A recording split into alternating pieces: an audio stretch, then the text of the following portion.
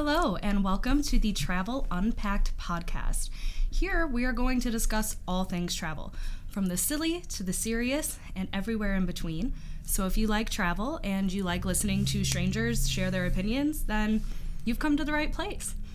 I am your host, Ashley Newton, and my qualifications are slim, but I do love to travel. I've traveled a little bit, and I have opinions about it. So thank you for tuning in, and here with me for our first ever episode is Geoff Cox. Well, don't sell yourself short. I think you're amazing, and like I said, very talented. So I think you've got a lot to add to this whole podcast thing. And like I said, I am personally honored to be here because being your first guest, this is the kind of big deal for me. But I'm very excited. Nothing gets me more fired up than talking about travel. I'm really excited too, and thank you, and I did not pay him to say that. That was unscripted, and we're just going with the flow. But for our very first episode, I thought it would be fun to dive into this topic that I've seen all over the internet and all over TikTok, and it's this idea of traveling and vacation are not the same thing. And honestly, I don't know who started this conversation. I don't know who put it out there first. But if you stumble across this podcast and you think, hey, that was me, I'm the one that made that video, I'm the one that put it out there, let us know and we'll give you credit where credit is due. So Geoff, what is the difference to you when you hear travel and vacation? Oh, well, listen, I've had a lot of both. And you know, when I think vacation, it's R&R. It's me disconnecting from the world. It's me turning off my phone. I don't want any adventures. I don't want any, and I suffer from major anxiety, I think, a lot of times when I travel. Okay. So I'm the kind of guy that sees danger everywhere. So I like, my idea of a perfect vacation is a drop and flop vacation where I'm in a safe place, where I'm in the sun, I'm on the beach, no one can call me, no one can hassle me, and there's no internet, so nobody has any contact, and I have the opportunity to recharge and really get myself out of the world. And that has a tremendous amount of value to me. On the flip side, I see that other one, being the traveler, is really what really brings me to travel, being in the travel industry, because that ability to connect with different cultures, connect with the outside, really get to know the rest of the world and sort of understand our part in it. That all comes from getting out there. That's not the R&R. This is you going out and meeting the people and experiencing their cultures and kind of going out there, opening up your sails and just letting the wind take you wherever it happens to go. And that's incredibly valuable to me because when I think back my own personal experiences, I was so lucky to be able to work on cruise ships when I was a young guy. Yeah. And the ability to be able to go from my little quiet little world of Northeast Ohio with very little experiences to be able to go work on a cruise ship with 400 people and only 18 Americans. And now I have this whole broad world of different cultures and people. My roommate was from England. My best friends were from Jamaica. I had some amazing just opportunities that most people don't get an opportunity. And that just opened up the impact travel can have, and your viewpoint of the entire world when you are exposed to people and you talk to them and you hear their fears. I mean, it's just there's big difference, but I think both are incredibly valuable.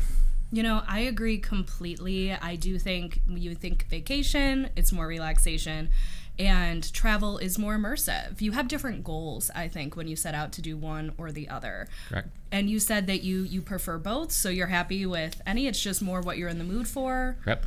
Absolutely, because again, I think there are different times in your life when you need that R&R, and different times when you're like, you know what the heck, I gotta go ahead and reach out and really go and visit. And I think there's just so many different opportunities, and it depends what you like. Yeah, I'm a little bit of a hybrid. Even if I'm on vacation, I still want a few things that feel a bit more like a travel experience. I can't really just sit on a beach for a week or even like a full day. At some point, I need to explore the area, maybe drive to a nearby city, something that's gonna, invigorate me a little bit more than just the relaxation factor. Gotcha. Yeah. I always kind of look at it too as a lot of times if I'm coming home from my vacation, I need a vacation from my vacation because it was so busy and I was on trains, planes, and automobiles for 7 days. It's nice when you come home from an R&R and you are like, okay, now I can face Monday morning much easier because I've had some time to sort of reboot myself. So I think that but I like your idea of the hybrid. I mean, that's a good way to look at it too. Well, and I think you bring up an interesting point. This idea of travel, I think people immediately think you're maybe covering a bit more terrain. Maybe you're going to multiple places. Maybe you're doing tours. Whereas vacation, you might just go to that one spot, that one place on the beach or that one cabin in the mountains, and you're not really venturing out from that initial destination. I would agree with that. Definitely. When I look at my favorite spot in the world, it's probably Mexico, and that drop and flop vacation. I mean, that's pretty much what my wife and I are doing next week. I have to go down to Dominican Republic for a meeting. We're going in 2 days early, and it's drop and flop. It's no, I'm not working. I'm not thinking about it. I'm reading a book next to my wife, sitting on the beach. That's getting me all fired up to get ready for my big meeting later on in that week. Oh, well, I love that. And I hope you guys have an amazing time. Oh, we do. It's but good. Since you brought up a specific destination, I think that's a good point, too. Certain destinations evoke a certain idea in our minds about if that's a travel destination or a vacation destination. But in my mind, you can absolutely travel throughout all of Mexico, or you can go just for a vacation experience. Oh, absolutely. If you look at, like I said, I love Mexico and I love my drop and flop, but there's a ton of things that you can do down in Mexico. And even if you're thinking local here in Cleveland, Ohio, my wife just went on an amazing walking tour of downtown Cleveland. Oh, now, really? We are Ohioans through and through. Your wife, too, because I know you said you've been in the area your whole life. Yeah, She's born and bred. absolutely. Yeah, okay. This amazing walking tour of downtown Cleveland and hearing the history of it and stuff. So even if you're in your own little town, you can have a vacation in your own little town, and you can also have a great tourist experience in your own little town by venturing down the streets, learning the history. So again, I think that you can have a lot of different options there. See, that is interesting and potentially opening a little can of worms here, because there are some other terms that we sort of associate with travel and vacation. So I'm thinking of like getaway and trip. And to me, those do immediately imply maybe a closer proximity to where I'm departing from. You know, like I wouldn't necessarily say I'm traveling in Ohio. It'd be like, oh, I'm taking a little getaway, a little trip down south, because we're in Cleveland. So that's pretty north. So pretty much anywhere else you go is going to be a little south. But what do you think about that? Like trips and getaways? What does that mean? Oh, yeah, absolutely. I'm a big fan of trips. My wife and I are big. Actually, we just did one celebrating my sister's 60th birthday. Oh, yay, and so we happy did. Birthday. Well, thank you. We kidnapped her from Columbus, Ohio, and took her down to Yellow Springs, which is Dave Chappelle's hometown. Cool, okay. Very cool little town. But it could have been. We weren't looking necessarily for R&R. It was, hey, we're going down and have some great dining. They've got some great, beautiful hikes down there, so we were able to kind of explore the area and celebrate here. So that was a quick little 36-hour trip that we took away from Cleveland, and it was a sort of a touristy traveler sort of experience opposed to just getting out, going someplace and just sitting around and resting up. Yeah, I love the idea of being a tourist in your own city. I think that is so fun. Oh, well, and I got another great story. We were just downtown Cleveland, and we had a great tour with the Great Licks Brewery. And they were the whole history of Cleveland and the brewery industry in Cleveland, and how and they actually have a bar down there where you can see where Elliot Ness was shot at. At the bar, and you see that hole in the wall. That's where Elliot Ness was shot at in like 1929 or something ridiculous like that. And then of course we got the Edmund Fitzgerald. We're commemorating the Edmund Fitzgerald sinking, which is next week.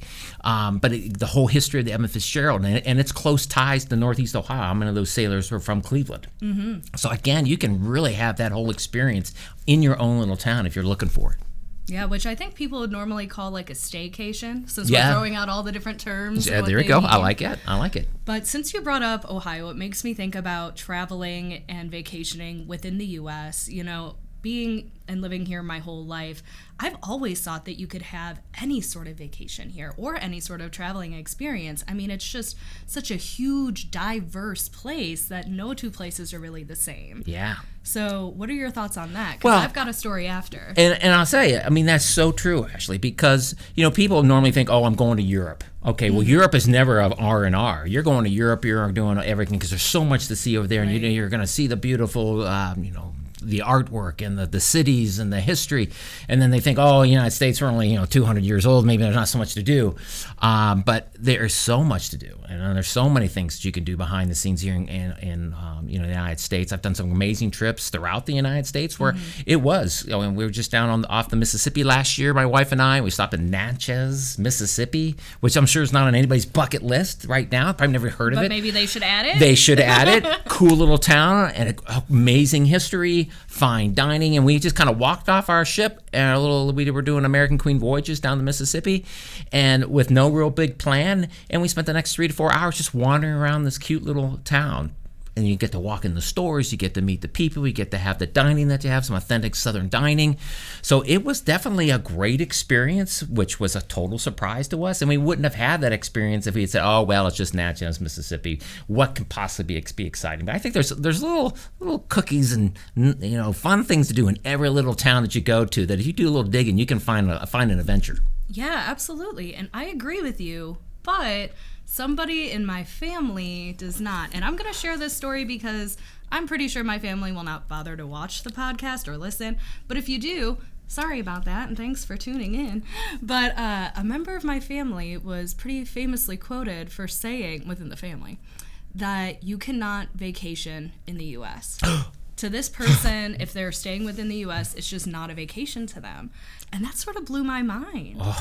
Oh, well, hey, I mean, I'm a big fly fisherman guy, so boy, we head out west. We're not going to go to the same stream every day. We're going out fly fishing a variety of streams, and we're checking out all of Montana and so there's plenty to do. If you get out there, you get yourself a map, you can find, again, quite the adventure and some fun activities. Yeah, so you can vacation and you can travel. Absolutely. All within the U.S. Not that you should only stay in the U.S., but the point is we're really just trying to get to the heart of it's about what experience you're looking for and what Correct. your mindset is. And, Absolutely. If your definitions differ from ours, that's fine. It's nobody's right, nobody's wrong, and we're just sharing our opinions, just sharing our thoughts. Absolutely. And I think that at the end of the day, we're so lucky to have an opportunity when we travel to just immerse ourselves in another person's point of view, another person's culture, what their daily lives are. You're kind of escaping your own life, how you think everything is, and venturing out and visiting someone else's city, someone else's daily life could be totally different than what you are, your normal experiences are. And there's just so many places you can go to, even here in the States, that are will flip your viewpoint because you're like, oh, I never thought of that. Never thought we could do this. We never thought of it. So it's just an amazing opportunity to get out and travel. Yeah, I completely agree. And since you brought up your background in the cruise industry, I think it's okay if we dive into that a little bit, because when I immediately think of cruising, I do think more of Caribbean, Mexico cruisings that do provide to me more of a vacation experience.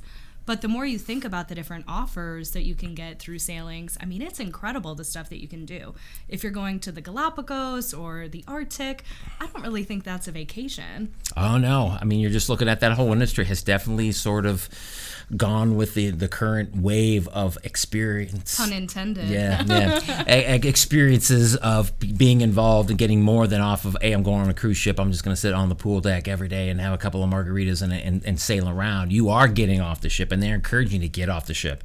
And you're just looking at the number of itineraries to exotic destinations, whether it be Iceland, and you mentioned Antarctica. And these are all very popular, and it's really tough to find space on these ships because people are looking for those experiences. And it has some of the comfort of knowing that every night you're sleeping in the same place. You only unpack once, so you're able to visit a lot of variety of places, but you do have sort of that normalcy that you can return. For those of you that suffer anxiety like I do, that you have that place that you can go to at night where you can have your dinner, you can have your same bed, everything's where you need to be, but then you wake up the next morning and you're in another destination. So it's sort of like a buffet of travel because you can kind of pick your places. You don't get an opportunity to really get in there, but the idea is, hey, you spend a few days or a few hours in a port of call, you may go, I got to come back. Yeah, it's like a travel sampler almost. Yes, there you go. It is a sampler pack. I like that because it exactly gives you the opportunity to test out. Because a lot of people may have never traveled that much and they don't know, and that's very overwhelming. I was talking to a woman just the other day about her very first cruise, and she was struggling with there's so many options. I mean, what islands do I go to? What do I get? And it's just like, take a deep breath. You can break down the Caribbean into 3 sort of geographical areas. What do you like to do? Let's just test out this particular Western itinerary because that seems to be pretty popular in a variety of port options. So she kind of got herself got in a good headspace and kind of decided, I want to do the Western Caribbean. But it does give you the opportunity to see a variety of cultures in one spot, and maybe something it's gonna be your spot, and then you can go back and spend a week there if you want to. Absolutely. And I do have a bit of FOMO when it comes to traveling, which stands for fear of missing out if you don't know. And for everybody that's going to tell me that term is outdated, let me know what to say. I don't know what to say. But I think that that's why I can't really just sit still. Like, I do want to just experience as much as possible. And I think that can be hard for people if they have a similar mindset with me. It's like, well, what do I start? Where do I do? Where do I go? Because I want to see it all and I want to do it all. So it's like, that balance, trying to find that is challenging. Yes, I had a fun story with my wife that we were in Maine and up in I love Maine. Yeah, beautiful Acadia National Park up there, and we arrive at the hotel and there are like 400 different hikes. And sorry, honey, if you're listening to this, but she was literally started to cry because of FOMO. She's just like, which hike do we do? I don't know what I'm. There might be some hike that we don't know, and we were like, what if this one's better? What if this one's better? Easier? So it kind of freaked you out. So I had to calm her down and say, listen, no, we'll just start, tour number 1 or hike number 1. I'm sure they're all great, but let's just start somewhere. So yes, I totally get it, and I think a lot of first-time travelers struggle with that because it's a big world and there's lots of things, but you got to start somewhere. So go where takes you and take it from there. Absolutely. And then Geoff and I were talking about, sort of where we wanted this episode to go and trying to really capture the essence of travel and vacation and, just sort of dive into it. And you mentioned that you had a story you wanted to share. Oh, well, listen, guys, this is probably my greatest story. So it'll probably take a solid hour to get through it, but I'll try to get through it as quickly as possible. So just this past April, my wife and I had a lovely cruise over in Europe in the Mediterranean. We finished up our cruise by doing a few days in Umbria in Italy. And we were doing a bed and breakfast one evening at a place just outside of Orvieto, which again is up in the mountains, beautiful scenery and lovely area to be in. And we got up from our bed and breakfast in the morning. It's very early, and we walked around the property. We could walk into the hotel, and we're just hanging out because breakfast was going to start at like 8 o'clock in the morning. And this very stylish, well-groomed older gentleman came into the lobby, and we're just standing there, and he's like, he was looking for where breakfast was going to be served. And so we're like, oh, well, it's right over there, but it's not going to open up for 5 minutes. So we just had a very casual, he was obviously sounded like he was from the States, spoke perfect English. So we were like, so we started up a casual conversation with him, and the normal pleasantries of where you're from, what are you doing here? And he happened to mention, well, he was in town for some business. I'm like, oh, okay. Well, the breakfast thing opens up, and so we walk in, and we're like, well, seems like this guy's by himself. So we said, why don't you sit with us for breakfast? Oh my gosh, that's so nice. So we were like, sure. And he's like, sure. So we sit down, and my wife instantly picked up like, what is this guy doing in Orvieto, Italy, by himself on business? So she hits him with that question. And so he proceeds to tell us that he's working on his latest movie project, which, of course, you see a movie project kind of perks up your ears. And he says, it is the greatest story you're ever going to hear. And so he proceeds to tell us why he's in town and what his project is. And it all starts with a gentleman by the name of Giancarlo Peretti. And Giancarlo Peretti is a very interesting guy. And if you don't know his story, you got to look him up on Wikipedia. But Giancarlo Peretti was a gentleman back in 1990, an Italian man, who on a bet decided he could buy MGM Studios. Mm-hmm. Okay. So for $1.2 billion, not million, $1 billion, Giancarlo bought MGM, and he knew nothing about the movie industry. Now, how he has his money, how he gets his money is all very much to, how is Giancarlo, how is he getting all this cash? No one quite knows, but he was able to get a bank in Europe to finance it. So he got a $1 billion loan. And Giancarlo from little Orvieto, Italy, becomes the owner of MGM Studios. He knows absolutely nothing. He fires all their accounting people and some of the people that are in charge. Cleans house, puts his 21-year-old daughter in charge of all of the finances, and proceeds to run the whole MGM Studios into the ground. But during those 2 years, he has this amazing life. I mean, he buys a beautiful mansion in LA. He's having great parties. He's hanging out with all the A-list movie stars. So our guy that we're meeting there is telling us this story, and he's like, yeah, and I'm going to do a movie on this guy. And we're like, wow, well, that sounds really cool. And he says, and I'm in town because I'm going up to Orvieto to meet Giancarlo. I have a meeting today. And we're like, wow, that's really cool. But he's like, would you like to come? And we're like, what? He's like, sure. I'm going up there. I'm going to have lunch. If you want to, you can just swing by and see us, and you can meet Giancarlo. And we're like, okay. I mean, Jean-Carlo was like 80 years old. So my wife and I go, okay. So we run back up to our room and we, instantly Google this guy to find out who he is. And we find out, oh my gosh, this guy's been executive producer for this. He's like all over the internet. He's been here. He's like, this is a big deal. And we just spent an hour with him at breakfast. And he was super cool to us. So we're all excited, but in the back of our mind, we're going, is he really going to call us? Is he really going to let us know that this is really going on? So we go into Orvieto and we walk around a beautiful town, see the big church and the cobblestones, and we look at all the stores. And lo and behold, at 1:00, my wife gets a text from him and saying, we're at this so-called restaurant. Gosh. And we're like, oh my gosh, we're going to go meet Giancarlo and to talk about this movie. So we walk in, and you walk in this very cool little restaurant, and in the back, there is a huge table, and there is our guy that we met, and Giancarlo Peretti, his wife, who's probably in her 70s, 80s too, and then his manager. And we walk in, and again, we're total nobodies here. But our guy almost introduces us like we're somebody. And during our earlier conversations, my wife had told him that in her days when she worked in New York City, she worked for HarperCollins. Mm-hmm. So as a big editor of books and things like that. So we sit down, and after we shake hands, and I hug his wife, and I meet the manager, and we're still like, this is really kind of... Like you're all old friends. Like we're all old friends.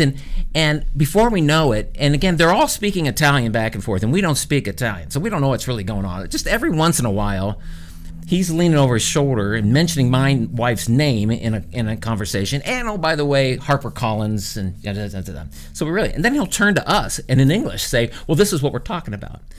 And he's telling us that he is pretty much pitching his idea. And Janet, my wife, is helping him. Like, she's now part of his team. It's a we. We are working, she and I are working together with this project to take your story and put it on the screen. Which at the moment is kind of freaking me out here, because we're like, my wife's like, I don't know, I worked at HarperCollins 20 years ago, but this guy's making it sound like we are like best buddies, and he makes it sound like we came from the United States to work with this guy to meet Giancarlo. And we're like, he doesn't mention we're just vacationers, just happen to be. Well, maybe travelers. We were travelers, right? We were travelers, but again, this whole experience is very sort of surreal. So they go back and forth, and then there's a conversation where they're casting, and they're talking about, well, of course, Al's going to play and he turns to us, and Al Pacino is going to play just casually. Casually, to us. And of course, we're like, oh, yes, we're nodding. Yeah, just playing the part. We're playing the part. Yeah, yes, I'm trying to pretend like I'm in this meeting, and that I'm just this, this is all pretty much about Janet, because she's the smart one of our team, and she has some of the experience. But just how he was using her to pitch his idea to Giancarlo, that they were going to take his book, which is The Lion of Orvieto, which of course they have the spin on the line of MGM, the lion, Orvieto. So there is a book called The Lion of Orvieto, but it's in Italian.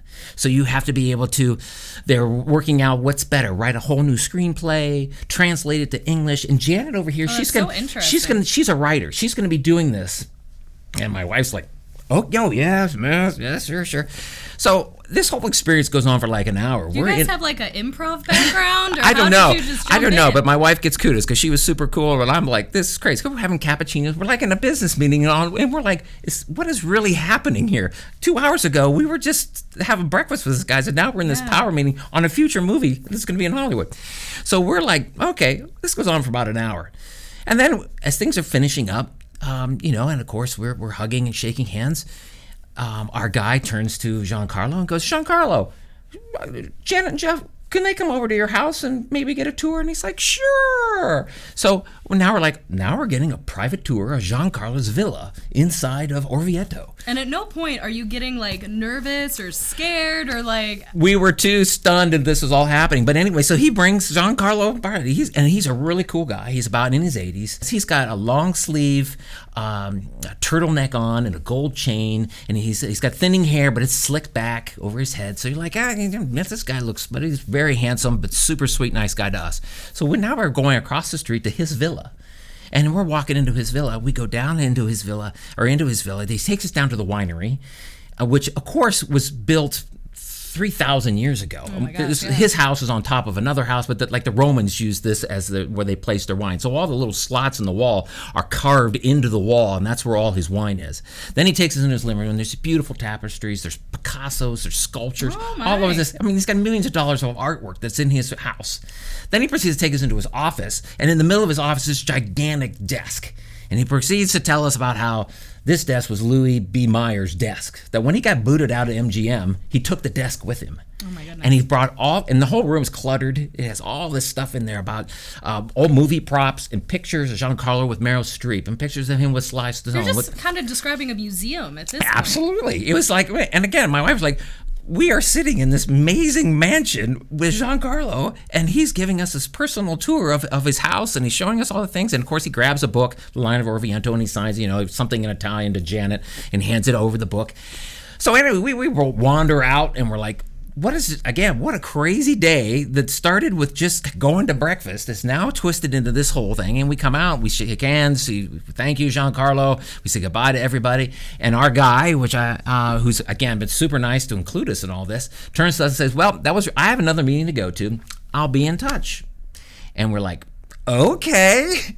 So I think we're probably running out of time, but I won't tell you what goes on next. But it was just one of those days that I will always remember, and it was not planned. It was a total tourist, traveler experience that you would only get if you had the freedom to say, you know what, I'm going to just go with the flow here and see what happens. And I would encourage people, like I said, when you're looking at going on a vacation, sometimes, if you're like me, a little bit more that R&R, to take those, make that bold move and go where the wind takes you, because you just never know. And you get these experiences that, 6 months later, I'm sitting here on a podcast with the amazing Ashley Newton, having this conversation. And that's a great story that I'm going to have the rest of my life. Yeah, that really is an incredible story. I mean, yeah. And I'm not a very social person, so the idea of me striking up conversation with a stranger at breakfast, I feel like I'm getting sweaty just thinking about it. I would be so nervous.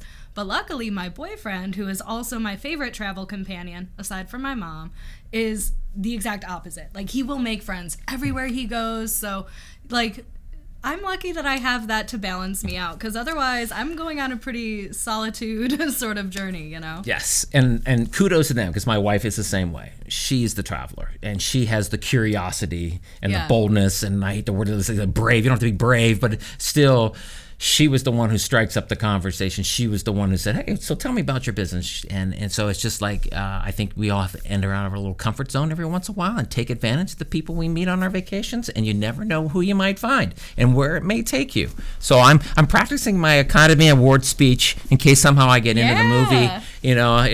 So it takes you down this wandering trail of what could happen. To see your name in the credits as yes, a consultant. Yes, and people could say, I remember when Geoff was a nobody and he was on a podcast, and now look at him. Now he's an Academy Award-winning actor in this amazing, a movie that comes out with Al Pacino. And maybe I'll just have to hang out with Al Pacino, but I don't think I haven't been cast yet. But who knows? Anything's possible. And don't forget, you heard it here first. Yes, yes, that's very important. Yes. Well, Geoff, I've had such a fun time diving absolutely. into this topic with you, and I know, like we were talking about earlier, everybody has different ideas of what this means and different stories and fun experiences. So if you're listening and you want to share your thoughts, your opinions, or some fun stories with us, please do so in the comments or anywhere on social media using the hashtag Travel Unpacked, and we'd love to hear from you. Absolutely. You did a great job. First episode. I'm honored. First episode. Episode 1, but you did a great job. And we're going to be bringing you more episodes every week, so be sure to keep tuning in. And if you have any ideas about what you'd like to hear our random opinions about, let us know.